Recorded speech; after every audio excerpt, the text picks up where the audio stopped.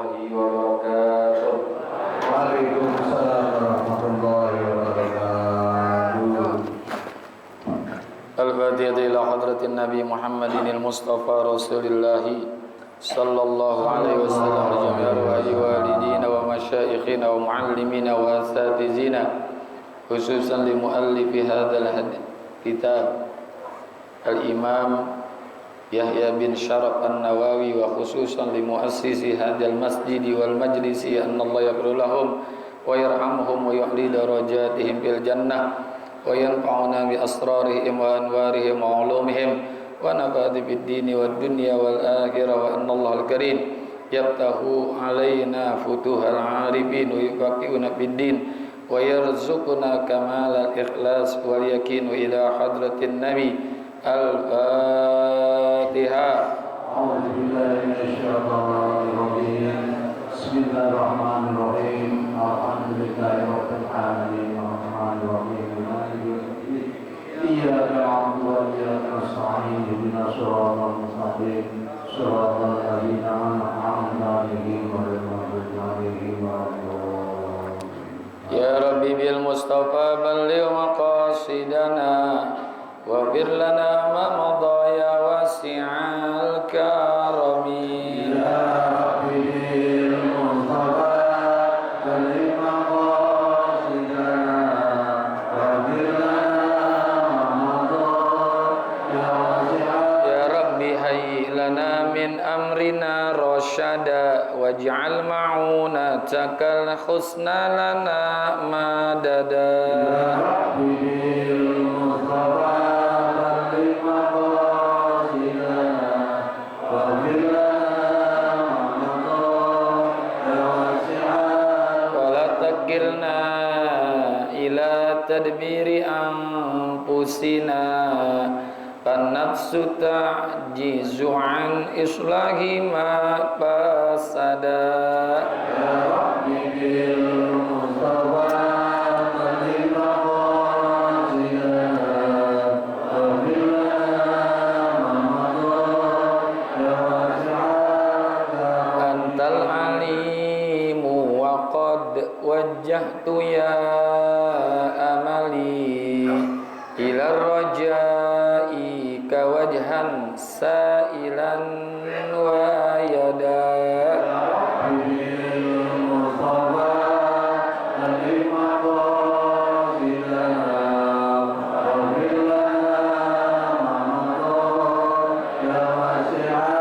Walir rajai sawabun anta ta'lamuhu waj'al sawabi dawa masitri li abada.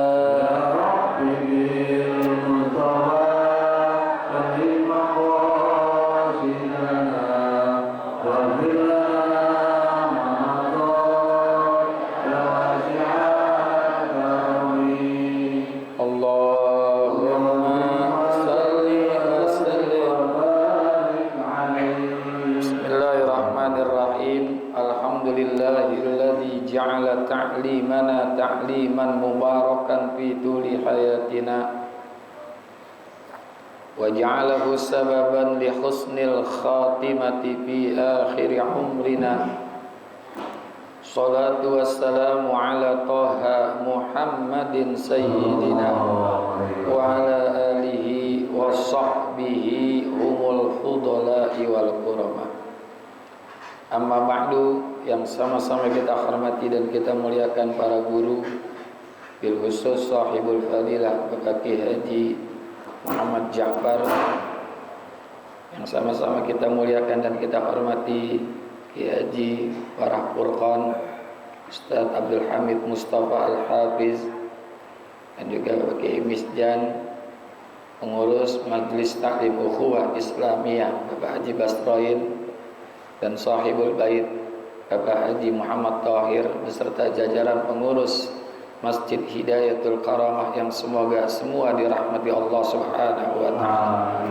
Syukur alhamdulillah pagi hari ini kita kembali hadir di majlis ini untuk kita menuntut ilmu. Semoga hadirnya kita mendapatkan ilmu yang manfaat ridho dan inayat, sehat afiat dalam ibadat. Allah berikan kepada kita selamat dari alam dunia sampai akhirat.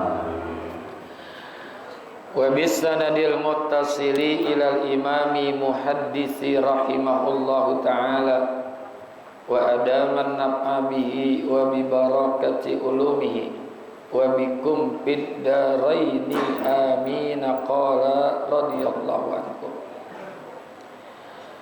ya ibadi law anna awwalakum wa akhirakum wa insakum wa jinnakum qamu fi sa'idin wahidin fasa'aluni fa'ataitu kulla wahidin mas'alatahu ma naqasa zalika mimma indi illa kama yankusul mikhyatu iza udkhilal bahra. Wahai hambaku, seandainya orang-orang di antara kalian yang perdatangnya awal, wa akhirakum orang-orang yang datangnya di saat akhir nanti, insakum wa jinnakum baik dia jin maupun baik dia manusia ataupun jin di antara kalian, qamu fi sa'idin wahidin, yang mereka itu berkumpul di sebuah bukit, fasa'aluni, dan mereka itu meminta kepadaku atau memohon kepadaku, fa'ataitu kulla wahidin mas'alatahu, dan aku berikan atau aku kabulkan setiap satu dari mereka itu seluruh permohonan-permohonannya, ma naqasa zalika mimma indi, hal itu tidak mampu untuk mengurangi apa-apa yang aku miliki, illa kama yankusul mikhyatu iza udkhilal bahra, melainkan hal itu hanya seperti kurangnya, menguranginya akan jarum apabila dimasukkan ke dalam laut. Ini saking maha kayanya Allah subhanahu wa ta'ala. Jadi kalau ada manusia, jin dari zaman Nabi Adam sampai akhir zaman, minta apa yang dia butuhkan. Katakan manusia dari zaman Nabi Adam sampai akhir zaman minta duit 1 miliar, 1 miliar, 1 miliar, 1 miliar. Berapa juta triliun manusia, itu tidak bisa mengurangi apa-apa yang Allah punya, sedikit pun enggak. Jadi diumpamakan oleh Allah seperti jarum yang dimasukkan ke dalam laut, diangkat, itu air yang ada di jarum itulah semua yang diberikan kepada Allah manusia. Sementara lautnya kira-kira ngurangin air laut enggak? Ini hanya perumpamaan, ya. Padahal kekayaan Allah itu lebih besar daripada banyaknya air yang ada di laut, melebihi itu. Ini kan perumpamaan saja, supaya kita ini paham. Itu perumpamaan supaya kita paham. Padahal kekayaan yang Allah miliki, harta benda yang Allah miliki, lebih daripada banyaknya air yang ada di laut. Itu diumpamakan jarum, karena jarum itu kan sebagai umpama, sesuatu yang terkecil lah, yang gampang bisa dilihat, bisa dipahami, gitu dong. Celep, naik ke atas. Ya, jarumnya jangan jarum yang kecil, jarum karung. Tuh nempel tuh air yang ada di jarum itu, itulah semua yang diberikan seluruh kepada manusia dan jin. Kalau mereka itu minta. Artinya apa? Hikmahnya Allah itu maha kaya, ya. Allah itu maha kaya, Ghaniyun Hamidun, maha kaya dan maha terpuji. Jadi nggak ada yang kurang apa yang Allah miliki. Kalau bahasa kerennya, kalau anak sekarang bilang apa? Yang Allah miliki itu no limit, nggak ada batasnya, udah no limit. Nggak terbatas, unlimited, unlimited, ya. Nggak terbatas, udah dikasih semua. Yang kedua hikmahnya, kalau kita minta kepada Allah jangan tanggung-tanggung. Jangan tanggung-tanggung. Apapun yang kita minta, minta aja udah. Jangan tanggung-tanggung. Ya Allah, berikan saya rezeki sedikit aja nggak apa-apa dah. Jangan minta sebanyak-banyaknya.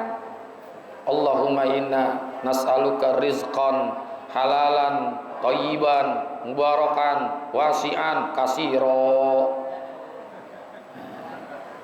Kita minta tuh, Allahumma inna nas'aluka rizqan, minta rezeki halalan yang halal, thayyiban yang bagus, ya, mubarakan yang berkah, wasi'an yang luas, kasiro banyak. Minta. Iya. Itu kan permintaan kita semua kan begitu kan? Minta rezeki yang halal, yang berkah, yang luas, yang banyak. Apa Allah marah diminta banyak? Oh enggak. Enggak. Justru Allah senang. Kita minta banyak, paling tiada sedikit dikasih gitu. Kalau kita minta sedikit, ya ntar jangan-jangan enggak dikasih sama sekali. Minta aja yang banyak apa aja. Wasalil ladina abwabuhu la tuhjabu. Minta kepada Allah yang pintu permohonannya enggak pernah tertutup siang dan malam. Minta kepada Allah, apa aja kita minta. Jadi jangan dibatasi. Ya, jadi memohon kepada Allah apa aja kita minta, selama permintaan itu bagus. Terutama dalam urusan rezeki. Dan rezeki itu bukan hanya dalam arti materi, bisa juga sehat, ya kan? Bisa sehat, dikasih juga rezeki yang banyak. Bisa juga kesehatan buat si ini. Kita sebutin aja semua. Ya, Allah justru senang. Ya, kasih napas. Ya, semua kita minta. Jangan tanggung-tanggung kalau minta kepada Allah. Jangan tanggung-tanggung. Minta aja sebanyak-banyaknya. Allah nggak bakalan marah. Dan apa yang Allah telah berikan kepada seluruh manusia nggak bisa ngurangin sedikit pun. Kalau kita memberikan sesuatu kepada orang, apa yang kita punya kan kurang. Punya uang 10.000, kasih orang 1.000, kan tinggal 900. Ya kan? Tapi kalau Allah nggak ada kurangnya. Ya. Gitu. Jadi ini perumpamaan saja. Laut itu perumpamaan, padahal apa yang Allah miliki itu tidak pernah berkurang. Seperti malam dan siang, itu kan nggak pernah berkurang. Yang Allah kasih kepada kita siang dan malam nggak pernah berkurang sedikit pun. Dikasih siang, dikasih malam. Itu bagian daripada rezeki dari Allah, nikmat itu. Karena kalau tidak ada malam, siang terus. Ini kalau siang selama 100 jam, bumi ini akan terbakar. Malam terus 100 jam, bumi ini akan beku. Maka diimbangi, ada siang, ada malam, ya. Gitu. Itu bagian daripada nikmat. Pokoknya minta aja apa aja. Ya, duit, kayak harta, kayak apa aja kita minta. Ya, sebanyak-banyaknya. Ustaz, saya minta istri yang banyak boleh nggak? Bodoh amat dah. Segala gituan diminta. Satu aja juga kagak habis ya, Bu ya. Betul. Minta rezeki, ya. Jadi ini perumpamaan, seandainya manusia dari zaman Nabi Adam sampai akhir zaman, baik dia juga jin sampai dari Nabi Adam sampai akhir zaman, semuanya minta berkumpul di satu tempat yang tinggi, semuanya minta masing-masing apa. Dikasih oleh Allah, nggak ngurangin sedikit pun. Kalau bahasa Betawi semeletet, nggak bakal ngurangin apa yang Allah miliki. Ya, jadi hikmahnya di dalam hadis ini, minta kepada Allah jangan tanggung-tanggung. Ya, minta yang baik-baik. Ya, minta yang baik, maknanya berdoa. Maknanya berdoa, minta semua, ya. Ya ibadi innama hiya a'malukum uhsiha lakum summa wappikum iyaha faman wajada khairan falyahmadillah wa man wajada ghaira zalika fala yalumanna illa nafsahu. Ya ibadi, wahai hamba-hambaku, innama hiya a'malukum uhsiha. Bahwasanya aku mencatat amal perbuatanmu dan aku pun akan membalasnya. Jadi setiap apa yang kita lakukan, yang kita ucap, ini ada catatannya nih. Ma yalfizu min qaulin illa ladaihi raqibun atid. Apakah yang baik ataupun yang buruk itu dicatat. Inna nahnu nuhyil mauta wa naktubu ma qaddamu wa atharahum wa kulla syai'in ahsaynahu fi imamin mubin. Siha itu dicatat. Nih kita ngaji, ada catatannya nih, ya, ada catatannya. Yang nyatat siapa? Malaikat. Apa Allah nggak mampu untuk mencatat amalan-amalan manusia? Bukan nggak mampu, malaikat disuruh catat untuk jadi saksi nanti. Jadi untuk jadi saksi, bukannya Allah nggak mampu mencatat kerjaan-kerjaan dan ucapan kita, tapi Allah memerintahkan malaikatnya untuk mencatat amal-amal manusia, itu untuk menjadi saksi nanti di ketika hari kiamat. Disaksikan, ya. Kita semua juga nanti akan jadi saksi nih, antara satu dengan yang lainnya. Ini akan jadi saksi. Betul sih kita hadir pada hari ini, tanggal 20 bulan Oktober 2024, hadir ngaji ke Masjid Hidayatul Karamah. Tapi untuk memperkokoh daripada apa yang kita akui, ditanya tetangganya, temennya, betul dia ngaji? Iya. Duduknya di mana? Di belakang tidur. Di belakang tidur, ya nggak apa-apa. Yang penting ngaji, itu ada catatannya. Biar tidak sekedar mengakui, tapi harus ada saksinya. Tadi kan bab nikah ada saksi kan? Bab nikah aja saksinya minimal 2. Ngaji ini bukan 2 lagi nih. Nanti kita masing-masing jadi saksi. Ya. Nah, catatan-catatan itu hanya ditulis oleh malaikat. Masalah nanti diterimanya Allah yang lihat. Mana yang dilihatnya? Wa in tubdu ma fi anfusikum aw tukhfuhu yuhasibkum biillah. Ini kalau menurut penilaian malaikat catatannya, kita ini nilainya 100 nih semua, 100. Tapi di dalam hati kita, malaikat nggak tahu. Pokoknya malaikat tulis 100, 100, 100, 100, 100, 100. Nah, di dalam hatinya yang nilai Allah. Ikhlas apa kagak ngajinya? Ya, ngajinya ikhlas apa kagak? Itu penilaian Allah. Ya. Ya, karena kan ikhlas ini kan nggak bisa dilihat. Karena adanya di dalam hati. Nah, yang duduk berdampingan deket-deket ini kan nggak tahu niat temennya ngajinya buat apa nih, nggak tahu. Jangankan manusia, malaikat aja nggak tahu. Malaikat itu hanya mencatat yang zohir, yang diucap, yang didengar, yang diperbuat. Tapi dalam hati Allah yang tahu. Ya, jadi kebaikan akan dipenuhi, wafiyakum akan dipenuhi buat kalian. Alhamdulillah kalau kerjaan yang baik Allah kasih baru niat saja 1. Ntar malam besok saya mau ngaji. Nah, itu dapat 1 tuh pahala, dapat 1 pahala. Lumayan, ya kan? Lumayan kan? Begitu datang dikasih 10. Berarti berapa? 11. Bahkan wallahu yudha'ifu liman yasha.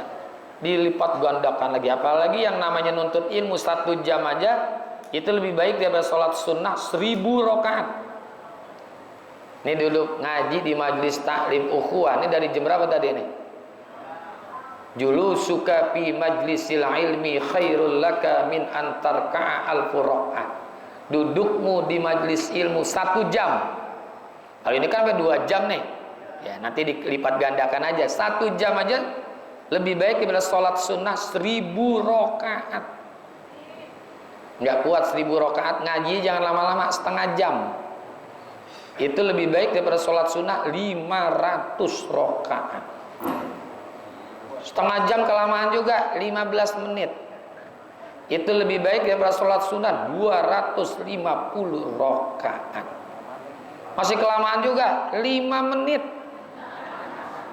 Itu lebih baik daripada sholat sunnah 83 rakaat. Siapa yang sholat sunnah 83 rakaat kuat? Gak ada, jarang. Sholat tarawih aja masih protes melulu kita, 20 rakaat itu padahal. Apalagi 83 rakaat, ini gede pahalanya. Ya. Maka saking gedenya nih pahala, baru 5 menit ngaji udah nunduk, keberatan pahala tuh orang.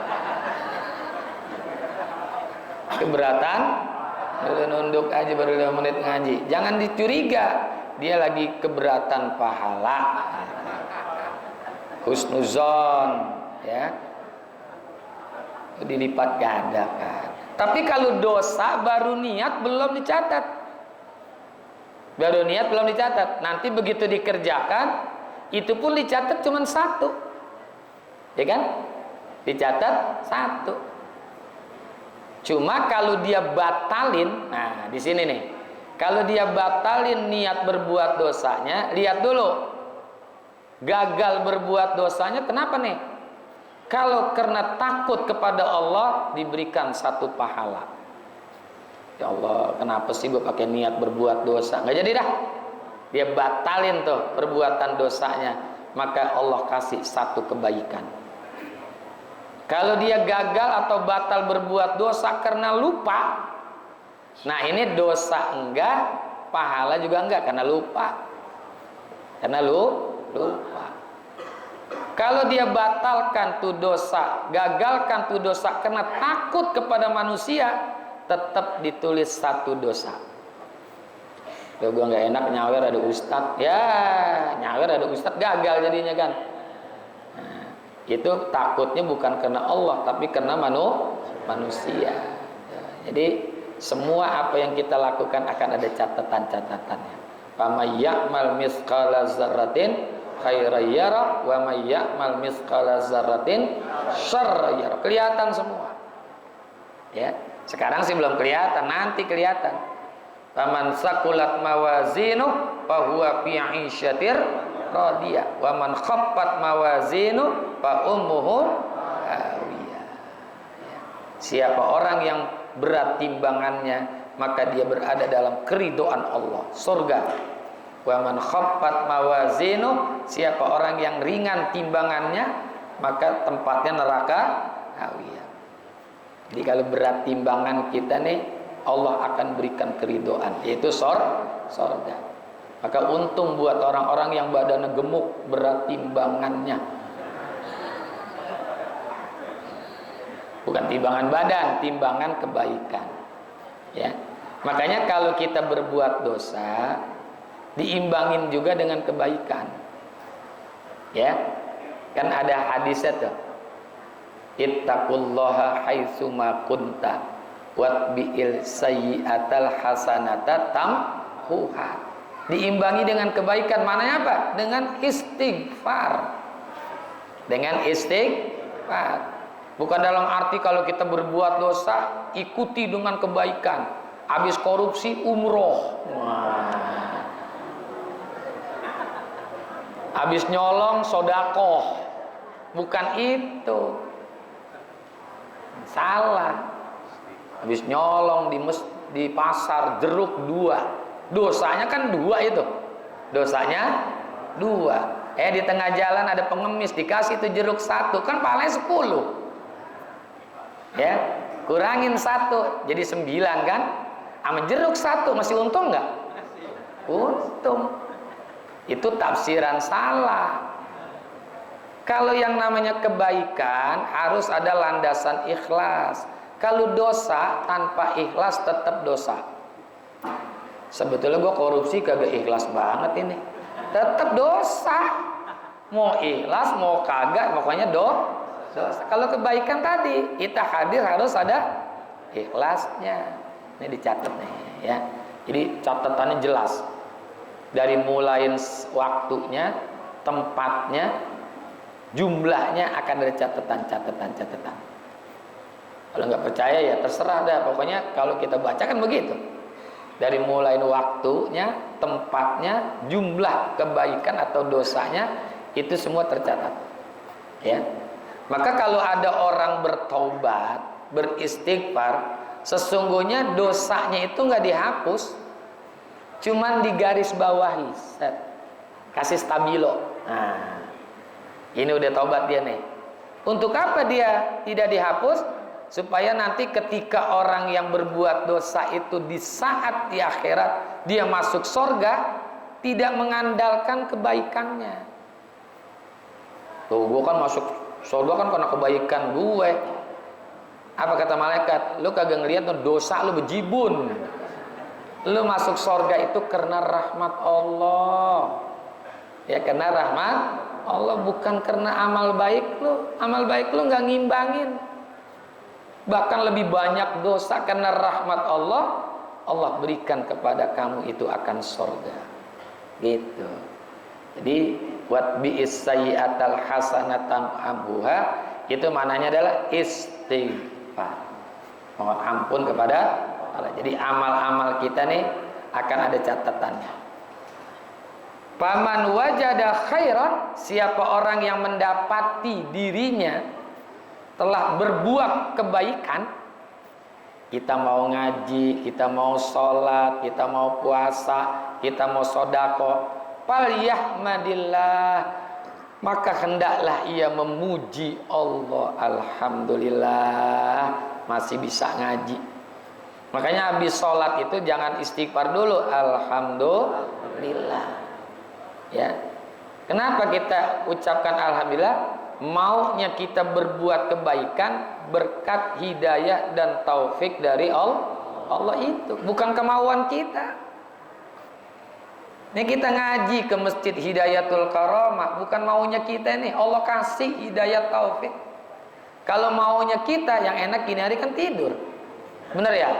Iya, apalagi hari Ahad, ya Allah, kerja libur. Yang enak apa ini nih? Jalan-jalan, ya kan? Kebabelan ya. Iya. Gitu enak. Tapi Allah kasih kita hidayah, maka puji Allah yang telah memberikan kepada kita. Sehingga ada nasihat Allah kepada Nabi Uzair. Kata Allah kepada Nabi Uzair, ya Uzairu iza aznabta zanban sagiran fala tanzur ila sugri. Wahai Uzair, kalau kamu berbuat dosa, dosa itu kecil, jangan kamu lihat kecilnya dosa. Wanzur ila man aznabta lahu, tapi perhatikan kepada siapa kamu berbuat dosa. Nah, wa iza asabaka khairun, kalau kamu mendapatkan kebaikan, maknanya mau ibadah. Kebaikan itu kan maknanya mau ibadah. Fala tanzur ila sugrihi, jangan melihat kecilnya ibadah. Wanzur ila man rozaqaka, tapi perhatikan siapa yang memberikan karunia kepadamu. Itu karena setiap kebaikan yang kita lakukan bukan atas maunya kita, tapi maunya Allah. Allah kasih hidayah. Makanya fahamidallah, falyahmadillah, puji Allah, alhamdulillah. Ya, alhamdulillah. Jadi kalau ada kebaikan yang kita kerjain, tutup dengan alhamdulillah. Ya, habis ngaji alhamdulillah. Ini kadang-kadang kagak ngaji alhamdulillah. Alhamdulillah hujan. Ya, alhamdulillah hujan. Ustadznya juga kagak datang. Alhamdulillah hujan. Mestinya nyesel. Ya Allah, pakai hujan lagi dah. Tuh.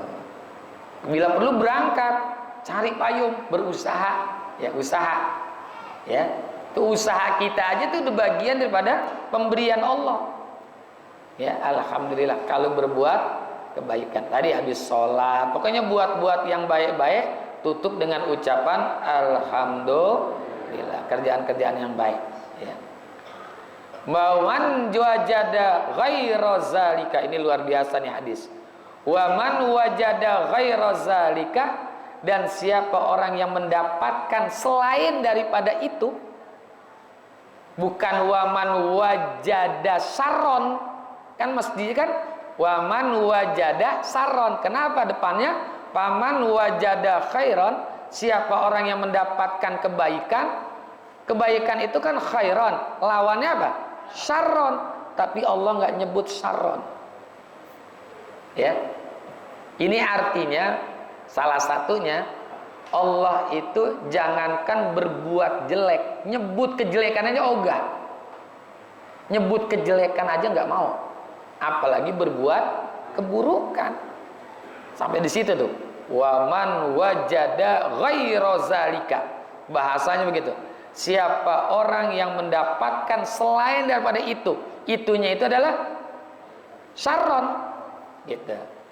Nah, itunya itu selain daripada kebaikan.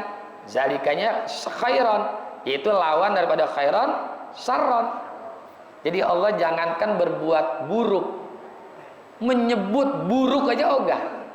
Yang menyebut keburukan saja tidak mau, gitu. Itu maknanya, ya. Fala yalumanna, maka janganlah kalian mencela illa nafsahu, kecuali dirinya sendiri. Jadi kalau kita berbuat dosa, jangan nyalain orang lain.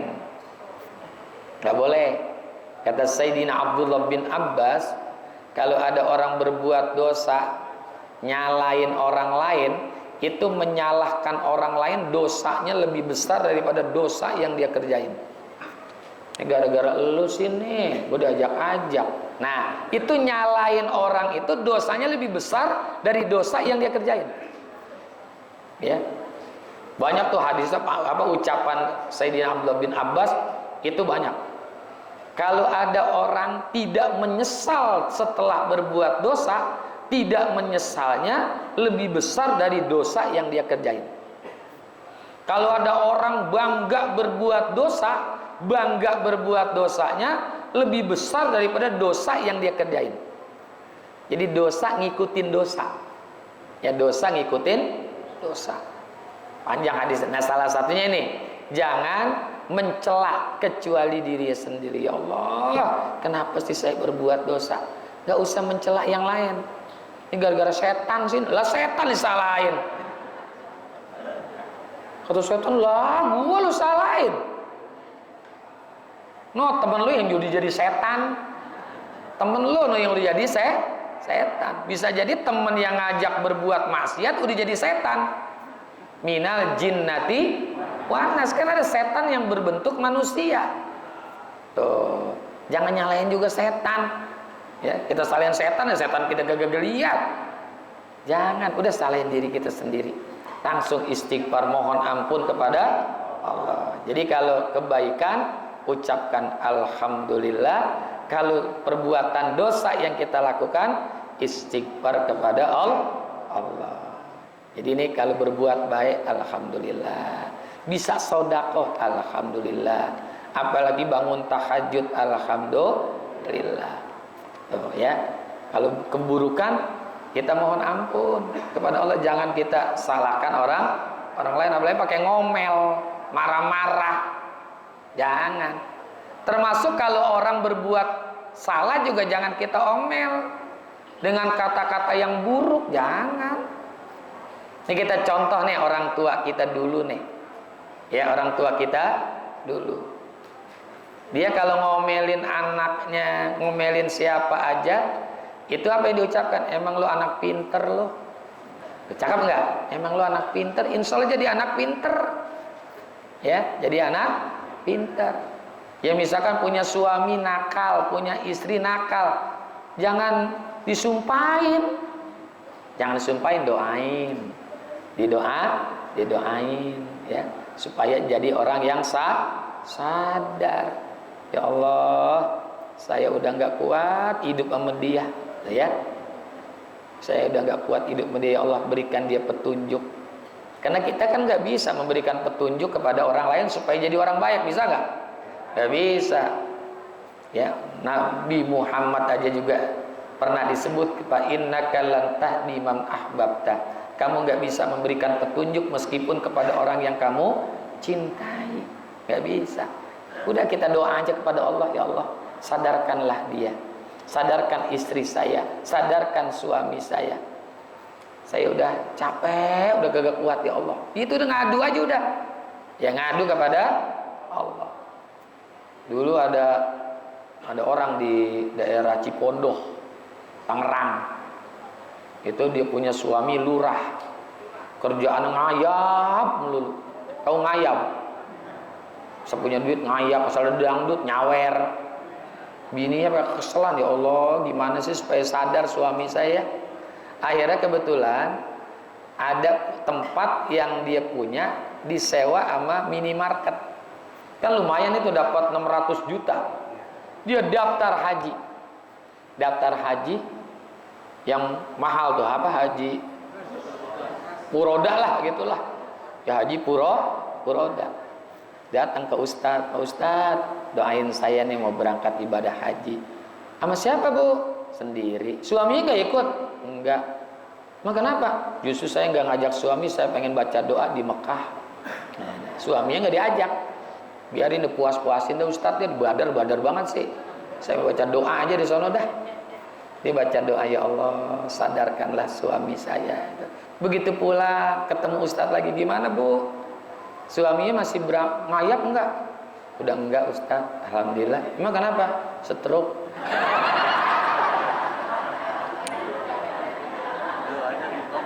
Dikabul gak sama Allah? Allah punya aturan, bikin stroke biar gak kemana-mana udah.